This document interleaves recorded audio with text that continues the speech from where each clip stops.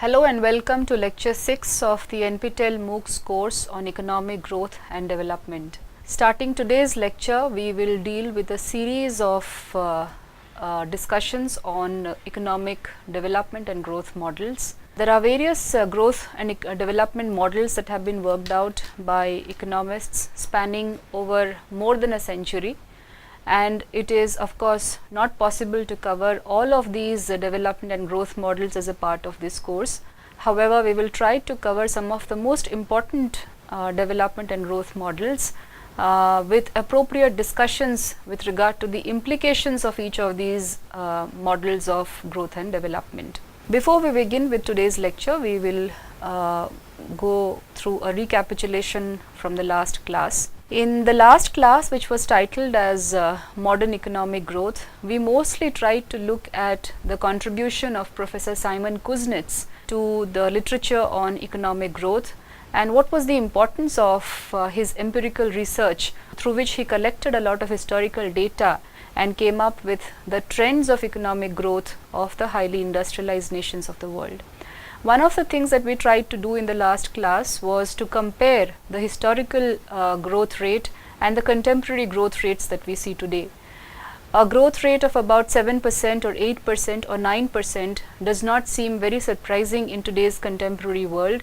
However, historically, spanning the period of 16th, 17th, 18th and even the 19th century, a rate of growth of about 1.5 to 2% was considered dramatic. And what we saw eventually was that there, over a period of time, particularly since the 18th and the 19th century, there have been unprecedented rise in levels of output in terms of worker productivity, and that also means that in today's world we enjoy a vastly increased, we enjoy satisfaction of a vastly increased number of goods and services, and the standards of living have increased dramatically. The importance of Professor Simon Kuznets and his conception of modern economic growth was important because we saw that the highly industrialized nations of the world, such as the Netherlands or the UK or the USA, had seen dramatic increases in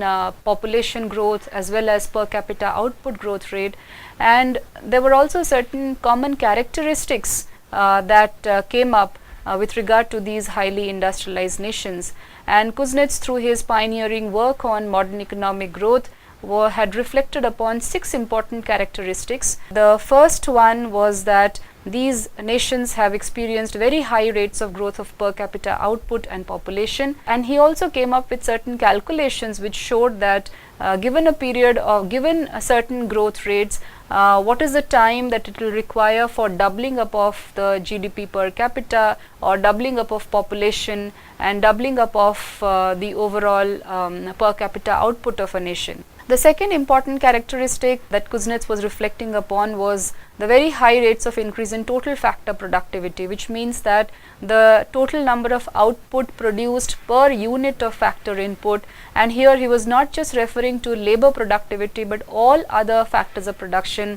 For example, capital showed very high levels of productivity, and one of the major reasons identified by Professor Kuznets was that of technology use and what influence or what effect technology has had on increasing the total factor productivity. He was also referring to the very high rates of structural transformation observed in the highly industrialized nations of the world, and here he was referring to the change in the labor force participation in various sectors of the economy. For example, there has been a large section of population that had moved away from agriculture to industry. Urbanization had taken place in all of these countries. There was production of manufactured goods, and which is why these countries are also referred to as the highly industrialized nations of the world. And in the recent decades, with respect to structural transformation, we also see that there is a lot of structural transformation that has taken place with regard to the moving away of labor from the industrial sector to the services sector. He was also referring to the very high rates of social and ideological transformation of the highly industrialized nations, and how the changes in attitudes or changes in institutions, the changes in ideologies had affected the rate of growth of these countries. The fifth characteristic that he was referring to was the international economic economic outreach of the highly industrialized nations. He was basically trying to say focus on the very high development of communication and transport technology, and because of this how technology transfer can take place from the developed countries to the underdeveloped countries, and how that had the potential of very high rates of economic growth. Lastly, he also cautioned about the limited spread of economic growth, in which he was basically trying to say that, while large parts of the developed world have already seen unprecedented development, unprecedented economic growth, which he was referring to as the modern economic growth, there were still more than 50% of the world population which is still very underdeveloped, and sufficient amount of technology transfer has not taken place, because of which there has been a limited spread of economic growth, and there is a requirement for working on economic policies and programs which can bring all of these underdeveloped countries into the ambit of modern economic growth. Now, having introduced this concept of modern economic growth, we will now move on to a discussion on the economic development and growth models that have been worked out by various economists and thinkers of the time. Now, there is a great deal of confusion and curiosity among students with regard to the chronology of models of development and growth. And often questions that I face in a classroom environment is, when do what is the chronology of these models? When does one growth model or when does one development model end and another begin? Now, obviously there are no easy answers to these questions, which stand in the fact that there is reason enough to be confused about the chronology of these models that we are talking about. However, to begin with, one must understand that most of these development thinkers, whether they are economists or sociologists or political scientists, anthropologists, economic historians and so on and so forth, were not writing at only a point of time. They were writing over a period of time, and therefore their development thought spanned over a period of time, and most of them were writing their ideas held sway at such times where there were ideas that were running, that were contending with each other, and that were often contradictory to each other. Therefore, it is difficult to come up with an exact timeline of these development and growth models.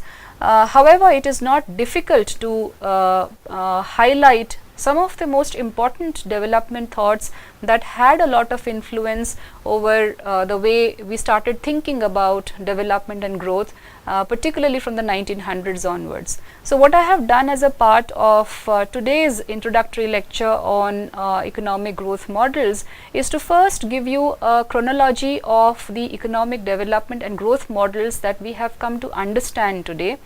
I have tried to flag off some of the most important development thought that have come to exist over a period of the last 1 century and a little more, following which I will flag off some of the important models that we need to at least hear about in the context of the course of economic growth and development, and I will end the lecture with a brief discussion on what we know is the doctrine of balanced growth in economic growth and development. Now, in the last class, I also flagged off certain models of economic development and growth, such as the classical theory of economic development, Marxian theory, Schumpeterian theory, the Lewis theory of unlimited supplies of labor, Fay-Rani theory of development, Harrod-Domar model, Solow model, Calder's model of growth, and there are many more models of growth and development. However, to do justice to the multidisciplinary background of the student audience that is listening to this course, I will run you through some of the important streams or strains of development thinking that we can put in some order. Now,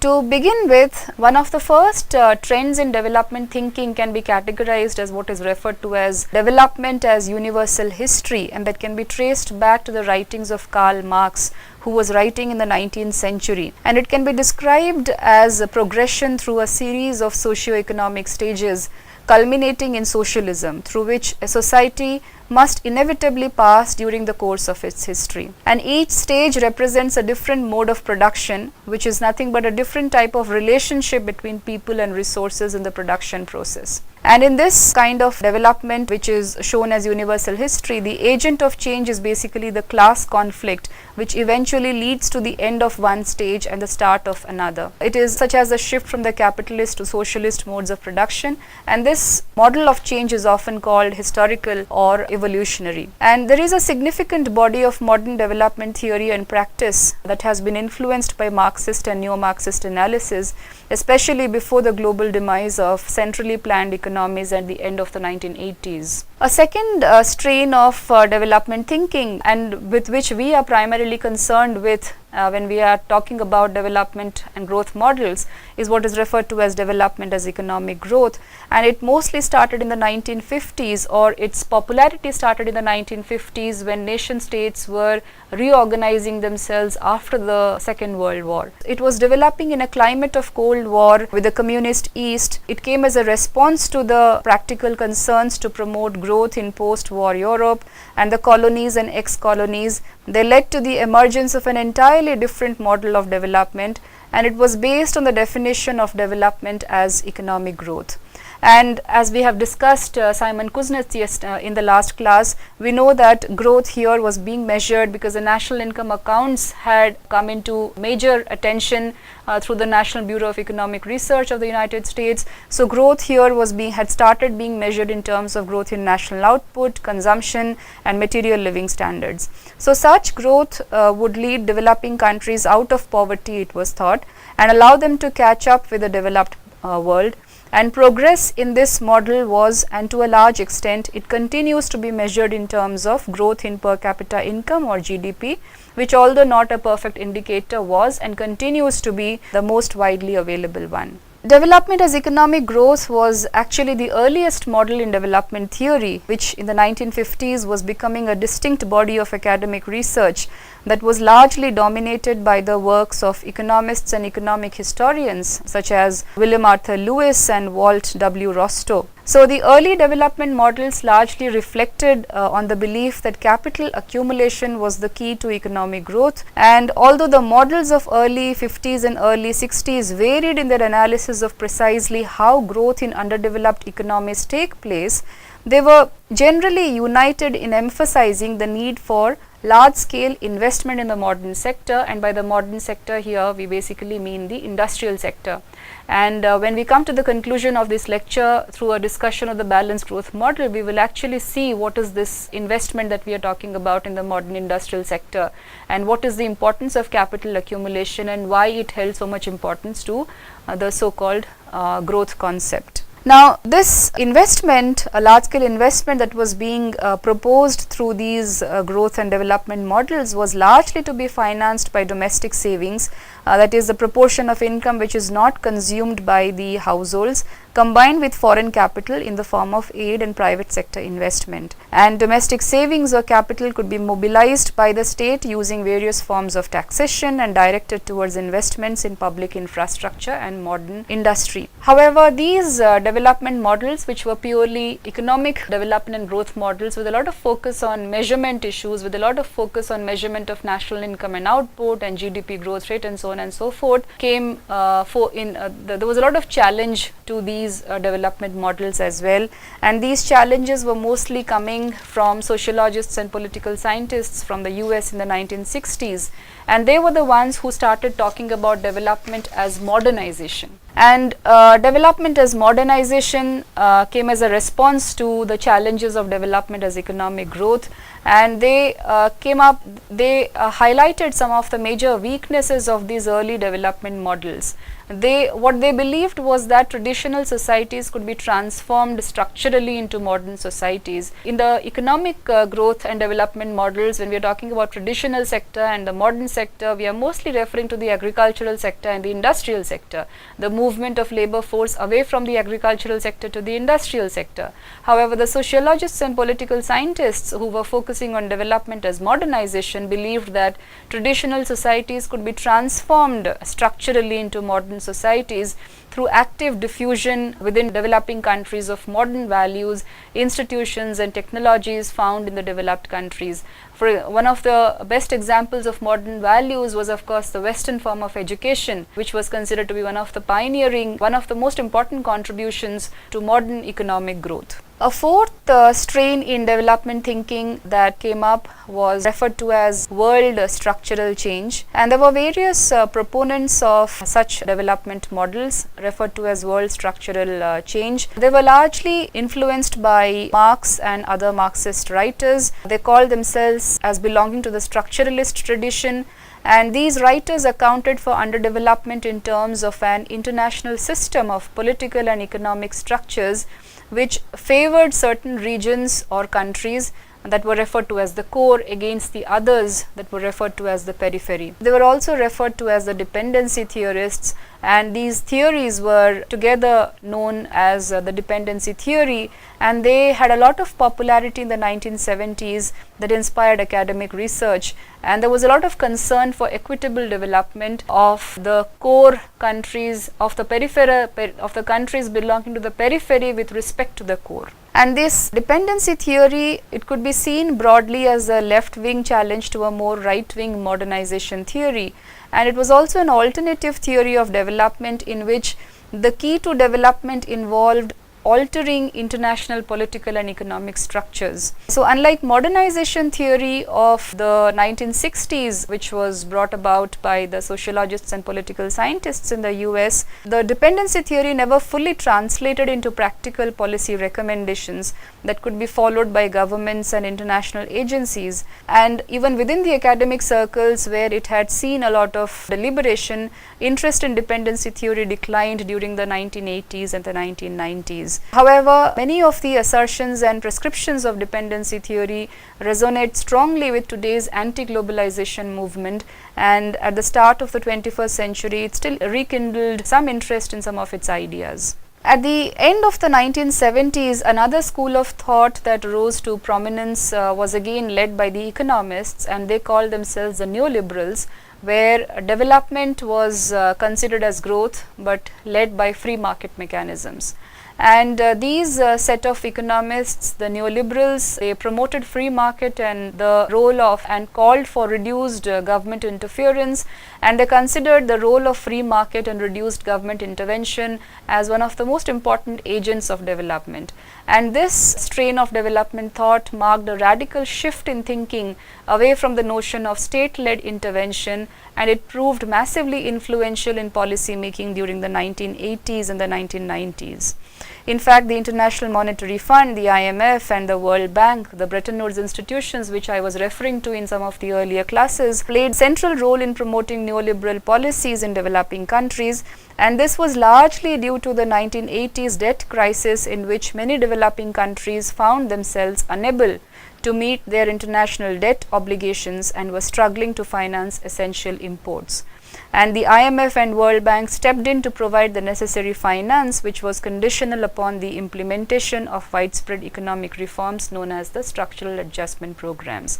However, more on this later. The central point, the essential point that I am trying to make by giving you a trend of development thinking is that this is the chronology in which certain ideas of development progressed over a period of time, starting from the 1940s to the 50s, 60s, 70s, 80s and the 1990s. This is a brief, if you look at this picture, it will show you a brief timeline of the main development streams. As I've already mentioned, the 1900s saw a lot of influence from development as universal from Marx's writing. Marx was writing in the 19th century, and it had a lot of influence on development thinking beginning 1900s, when there was a lot of talk about socialism, the movement of capitalistic society to socialism and so on and so forth. The post-war period, the 1950s, and it was also the post-Great Depression period, saw development as economic growth led by the state. Keynesian economics had a lot of sway, had a lot of influence on economic thinking at this time, where government intervention or state intervention in economic activities was seen as one of the important driving factors of economic growth. The 1960s development as modernization led by the state, diffusion of technology, diffusion of ideas, diffusion of modern education, technology transfer from the developed to the underdeveloped countries and so on and so forth. The 1970s, as I have already mentioned, was the time of dependency theorists, the theorization with respect to the core and the periphery, and how the core have been exploiting the periphery, and how the periphery needs to break out of the domination of the core by bringing about certain structural changes in the world economic order. The The 1980s saw the emergence of the neoliberals, who were looking at development as growth, but led by less government intervention and freeing the markets by propagating the ideas of liberalization, privatization and globalization. And the 1990s saw the emergence of the capabilities approach and the human development approach, and so development was being seen as how poverty can be reduced by focusing more on investments made in human development components and not just increasing the levels of incomes of individuals within a country. The 2000s saw a radical shift in ideas of development, because here we were no longer thinking in terms of improving only certain components of development, but bringing about, this was a period of Millennium Development Goals, Sustainable Development Goals, climate change concerns, financial crisis and so forth, and therefore multi-pronged strategies have to be worked out to deal with the issue of the core issue of poverty reduction and underdevelopment. While economic development models had a lot of influence in development thinking, growth models also followed a certain chronology, and broadly the growth models can be categorized under two heads. One is the classical theories of economic development or classical theories of economic growth, and second is the contemporary theories of economic growth. And the classical, and mostly in the growth literature that we follow in colleges and universities, we are mostly dealing with the classical theories of economic growth and development. The contemporary theories of growth refer to the new growth theory which emerged in the 1990s, and where there was a lot of focus on investments in the knowledge economy, investments in research and development and so on and so forth. However, it is important for us also to look at this chronology of when did these economic growth models make an appearance, and what was the order, or whether there is an order in which these growth models made an appearance. Among the classical theories of economic development, there are basically four kinds of growth models. One is the linear stages of growth models, second is the structural change models, third is the international dependence models, and the fourth is the neoclassical counter-revolution models. I will go briefly into each of these different categories of growth models that we are talking about here, because it is important to understand the implications of the basic implications of what these growth models were. The first category of economic growth models, the linear stages of growth models, they can be considered as the first generation of economic development models that was formulated in the early years after the Second World War. And these early models focused on the utility of massive injections of capital to achieve rapid GDP growth rates. And there were two famous models that can be classified under the linear stages of growth models. One is the famous Rostow's stages of growth model, and the second is the Harrod-Domar model. Now, the theorists of the 1950s and the early 1960s, they viewed the process of development as a sequence of historical stages. And this view was popularized by Rostow. He was building on the historical pattern of the developed countries, and he claimed that the transition from underdevelopment to development would basically pass through 5 stages: the traditional society, the preconditions for takeoff, the takeoff stage, the drive to maturity, and the age of high mass consumption that we see in the highly westernized, industrialized countries of the world. This decisive stage is the takeoff stage, through which developing countries are expected to transit from an underdeveloped to a developed state. An increasing rate of investments is considered to be necessary to induce per capita growth. The Harrod-Domar model emphasized that investments are the most important, massive investments are the most important drivers of economic growth. So they were largely talking about, Harrod was writing and discussing in 1948, Domar in 1947. So they were largely talking about the key role played by investments in a country's economic growth. They were basically saying that every country needs capital to generate investments, and the principal strategies of development from the stage approach were commonly used by developing countries in the early post-war years. However, there were challenges to these linear stages of growth models, and these challenges were thrown mostly by economists such as Chenery and Morris and Edelman, who said that development process is actually quite non-linear. They do not pass a linear stages of growth, and different countries may pursue different development paths, and economies may actually miss stages or become locked in one particular stage. So it is not that it passes through different stages of development. All countries need not necessarily uniformly pass through these stages of development. So as a challenge thrown to the linear stages of growth models, economists such as Chenery and Morris and Edelman, including economists such as Arthur Lewis, they came up with structural change models that we commonly know as the dual sector models, or industry, the movement from agriculture to industry, migration of labor from agriculture to industry that takes place through the Lewis model. What the structural change models were telling us was that they held sway largely in the 1960s and the early 1970s, and they were describing development process as a structural change by which the reallocation of labor from agricultural sector to the industrial sector can be the key source for economic growth. And there were two well-known representatives of this approach. One was, of course, Professor Arthur Lewis and his theory of surplus labor, and the second was Professor Chenery, who was talking about the structural changes and patterns of development. Lewis's model of the two-sector model or theory of surplus labor was basically talking about labor increasingly moving away from the agricultural sector to the industrial sector. However, Chenery was saying that although promoting the role of savings and investment, structural change and patterns of development analysis extended in comparison with the Lewis model through Chenery and others, and their analysis identified that the steady accumulation of physical and human capital are the necessary conditions for economic growth apart from savings and investment. And other economists such as Professor Simon Kuznets also jumped into the fray of the structural change models, and these were the people who provided the most significant explanations to the structural change models. However, like the other growth models, the structural change models were also challenged. These models were basically focusing on patterns of development and hypothesized that the pattern was similar in all countries and it was identifiable. However, the challenge thrown to them was that by focusing on pattern of development rather than theory, these models were misleading policymakers. Therefore, in response to these structural change models, there was the emergence of the international dependence models. I have already talked about the dependency theory or the dependency theorists of the 1970s, and this had a lot of correspondence to the international dependence models, also had a lot of correspondence to their dependency theorists. They were basically extending Marxist theory.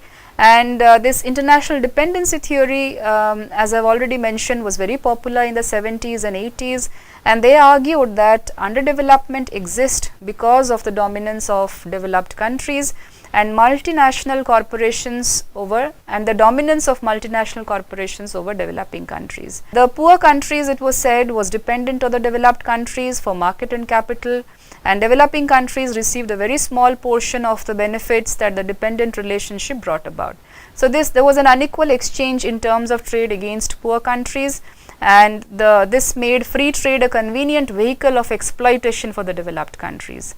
It was also said that the poor countries were unable to control the distribution of the value added to the products traded between themselves and the developed countries, and the growth of international capitalism and multinational corporations caused poor countries to be further exploited and more dependent on the developed countries. And these models had gained increasing support among the developing countries because of the limited results of stages and structural change models. And the proposal was that the underdeveloped countries or the developing countries should break away from the dominance of the developed countries by bringing about structural changes in the world economic order. By bringing about changes in the economic and political structures of the core and the periphery through political changes. However, there were a lot of negative impacts of this policy because one of the important proposals of this policy was following an economic policy of autarky, which means no international trade with the other countries or limited international trade with the other countries. And there were a lot of negative impacts of the policy of autarky, and because of which the international dependence models went out of favor in the 1980s, because by the 1980s the international order was becoming highly globalized in nature, and the nature of international finance had started changing, and it was becoming increasingly difficult for countries to exist in isolation, and international trade had become inevitable to be able to survive the global market. The 1980s and the 1990s, like the neoliberals, saw appearance of the neoclassical counter-revolution models, and this was largely a 1980s phenomenon, and they were focusing on three approaches: the free market approach, the new political economy approach, and the market-friendly approach. And these models were introduced largely to counter the international dependence model, and the major proponents of these models were Mayer, Bauer, Lal, Johnson, and IMD Little. They were focusing more on promoting free markets, eliminating government imposed distortions associated with protectionism, subsidies, and public ownership. Now, what was the main argument of the neoclassical revolution models, counter-revolution models? Basic argument was that underdevelopment is not the result of predatory activities of the developed countries and the international agencies, but was rather caused by the domestic issues arising from heavy state intervention, such as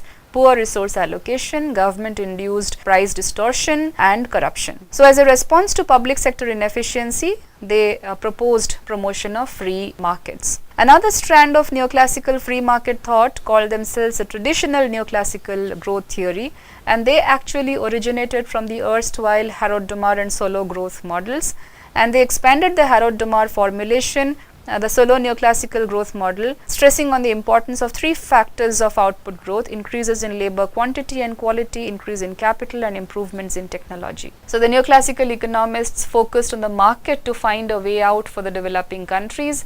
Policies of liberalization, stabilization, and privatization therefore became the central elements of the national development agenda. The new growth theory cut itself away completely from the classical development models or the growth models, such as that of Rostow and Arthur Lewis and others, Solow and the Harrod-Domar model, Solow-Swan model, and so on and so forth. And they started talking about, and this saw an emergence in the 1990s, and they started being categorized as endogenous growth theories. And endogenous growth theories were put forth as an explanation for the poor performance of the less developed countries. So, unlike the Solow model that considers technological change as an exogenous factor, the new growth model noted that technological change has not been equal, nor has it been exogenously transmitted in most of the developing countries, and therefore the new growth theories such as Romer, Lucas, and so on, they linked technological change to production of knowledge. The new growth theory emphasized that economic growth results from increasing returns to the use of knowledge rather than just labor and capital use. They argued that the high rate of returns as expected in the Solow model is greatly eroded by lower levels of complementary investments in human capital, such as education or infrastructure, research and development. So, knowledge is different from other economic goods because of its possibility to grow boundlessly, and knowledge or innovation can be reused at zero additional cost. So, there was a lot of focus on the knowledge economy and the growth of the knowledge economy and its contribution to modern economic growth. So, what we saw in the last few minutes of this lecture was a chronology of the development and the growth models. So, what you can really see is that right from if we begin our story from the 1900s, there has been a gradual shift in development thinking from Marxian thought of universal history to that of economic growth models, to dependency growth models, and then to the free market mechanisms or the neoliberals as we have come to know them. While there are various growth models of development and growth that we see in the context of courses on growth and development, there are, because of constraints of time and space, we will concern ourselves with only the following: the doctrine of balanced growth, the concept of unbalanced growth, Schumpeter's analysis, Rostow's stages of growth, which I have briefly touched upon, but we will look in detail into the Rostow's stages of growth, the big push theory, critical minimum efforts thesis, and the classical development models of Harold Domar and Solow. Let me give you a brief idea about what is it that we are talking about in the context of balanced growth models. To remind you, in the 1950s, we were the development thinking or the development strain concerning economic growth or valuation of economic growth in terms of national output, or the growth in national output is also at the heart of what we understand is balanced growth. And there were a number of economists who were talking about ensuring that the economy takes the path of balanced growth and not unbalanced growth. What was the doctrine of balanced growth is what we will try to understand in the next few minutes. There were a number of proponents of the doctrine of balanced growth. For example, Professor Paul Rosenstein-Rodin, he was writing in the 1940s. He wrote a paper in 1945 about the theory of balanced growth, although he did not particularly use the term balanced growth, but he was referring to how investment should be carried out in different sectors of the economy so that there will be an overall increase in capital formation in the economy. And remind yourselves that I was also referring to the period of the 1950s as the period of economists stressing a lot on capital accumulation.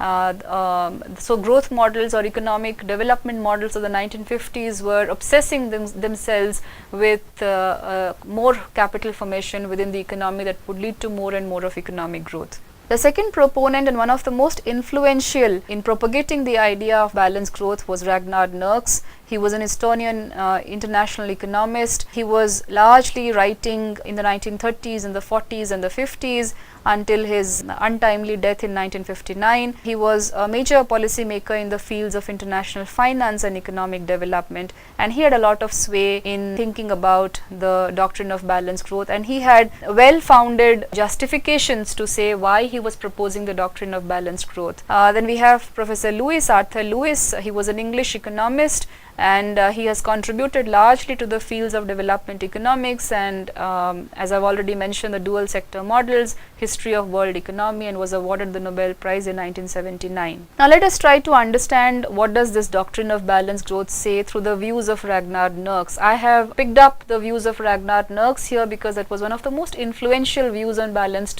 growth doctrine, although there are many more. For example, Professor Hirschman has made a lot of contribution to the balanced growth doctrine. However, let us begin with Ragnar Nurks's views on balanced growth doctrine.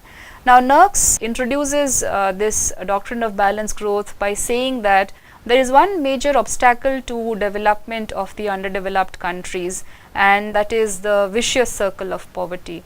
That most of these underdeveloped countries are caught in a vicious circle of poverty, and this vicious circle of poverty operates at the demand side as well as the supply side.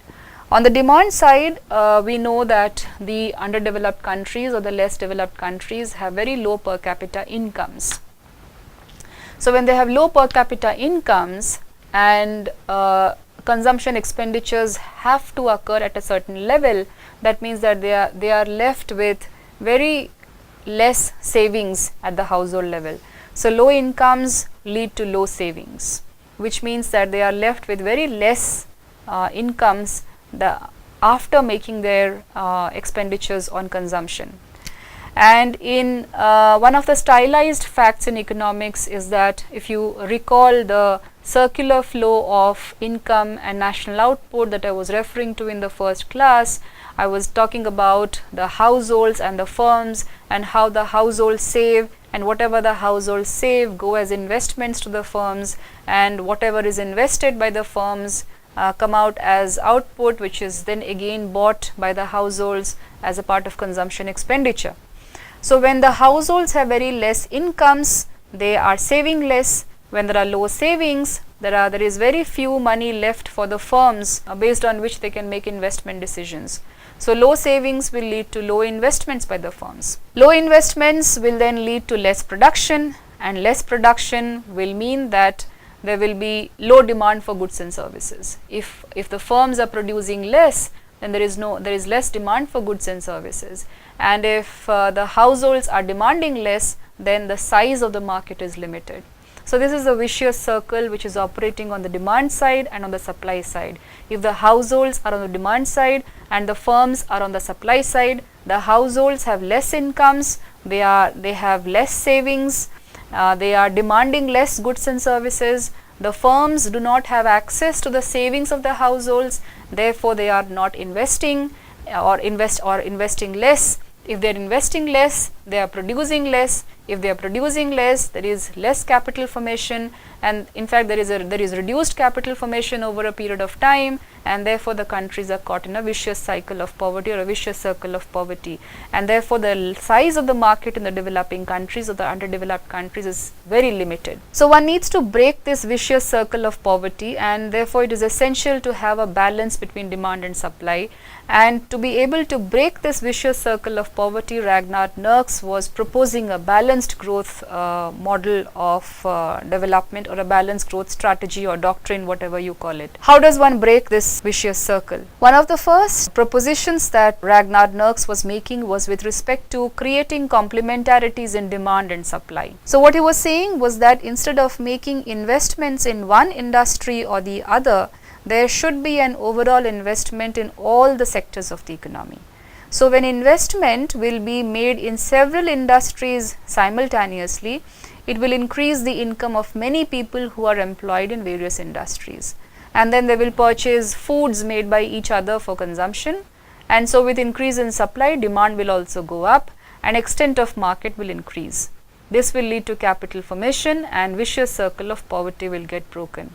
So what he was proposing was that complementarities of industry he was proposing complementarities of industry as the crux of the balanced growth doctrine. If there are numbers of industries, and he was of course there's a lot of assumptions that has gone on into identification of these industries.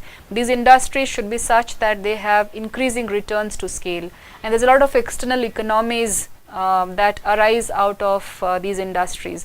So these industries have to be identified in such a manner that there are large scale external economies of scale, and heavy investments need to be made simultaneously in all of these industries, so that the overall supply of goods and services increases, and simultaneously there is an increase in demand for these goods and services also. So obviously when there is an increase in supply as well as demand, the extent of market also increases, and the underdeveloped countries will be breaking through the low level the low equilibrium traps that these countries have fallen into.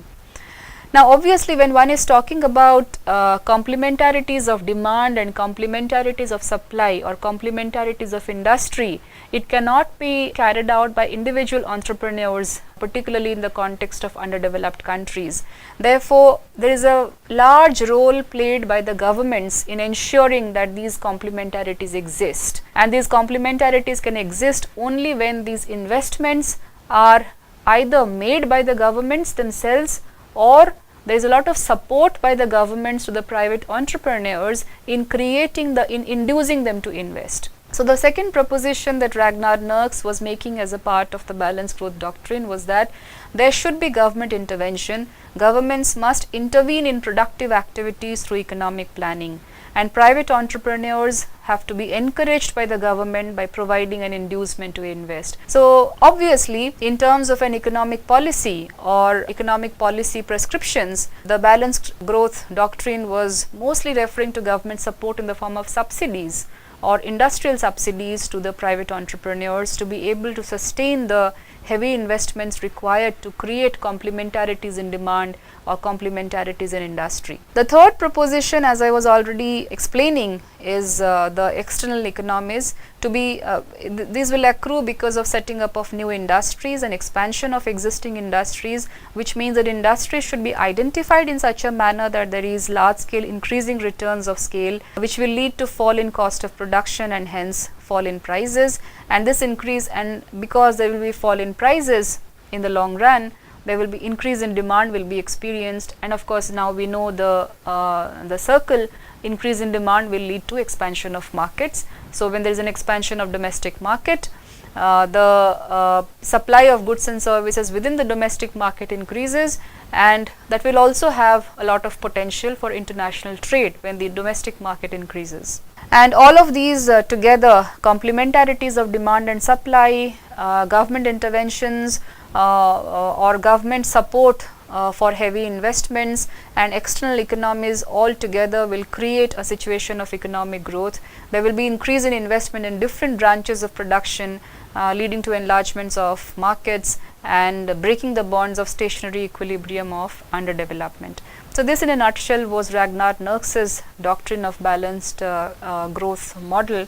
However, there is a little bit of caution here that we must understand when we are referring to Nurks's ideas on growth and development. Nurks, understand, was an Estonian economist, and he was writing in the context of not replicating the growth models of the highly industrialized nations, but trying to make use of the limited resources of the developing countries or the so-called underdeveloped countries, and trying to find a way out of the low-level equilibrium traps of the underdeveloped countries. Unlike various other growth models such as Harold Domar or even Simon Kuznets, who was trying to dig up empirical data in trying to provide a model of development that can be followed by the underdeveloped countries. Ragnar Nurks was not talking about replicating the models of the highly industrialized nations, because there was historically the structural characteristics of the developed countries and the underdeveloped countries was such that the developing countries could never have replicated the models of the developed countries. So, there are two key ideas that Nurks was referring to, and Nurks's balanced growth theory has been referred to as the high development theory. So, he was talking about two key points here. The first was financing for development has to come to a large extent from the developing country itself. Capital is made at home is what Nurks had said in 1961. So, financing for development has to come to a large extent from the developing country, because of which balanced growth or heavy investments in different sectors of the economy, different industries of the economy has to take place simultaneously, was the proposition that he was making, because there were certain dangers to depending upon foreign aid or foreign capital for development. The second key point that he was trying to make was that the key areas to be financed need to exhibit increasing returns in order to trigger dynamics of development, or as Gunnar Myrdal was arguing about virtuous circles of growth. And Ragnar Nurks considered balanced growth approach to be financially more stable. What makes Nurks's contribution so important is the fact that he is the only thinker from this group to first incorporate both key ideas into a coherent theory of development, and second, to draw relationships between these notions.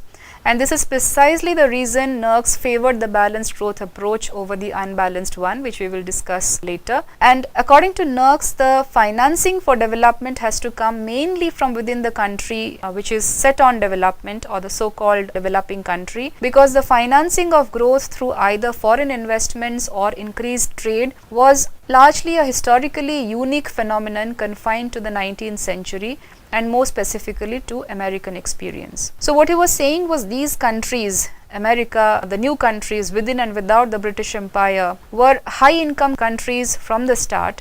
They had effective markets, they had efficient producers, and Ragnar Nurks thought that it would be nearly impossible for any developing country to repeat such a successful trade and foreign financing based growth strategy, because America was highly rich in resources, but at the same time populated by a workforce essentially on the same skill level as Britain. So, this unique combination made American experience non-replicable, because in any other circumstance, trade and foreign investment would engender a number of obstacles to development. So, large parts of such financing would seek to utilize poor countries' resources and eventually lock these countries into undiversified economies with a skewed social structure.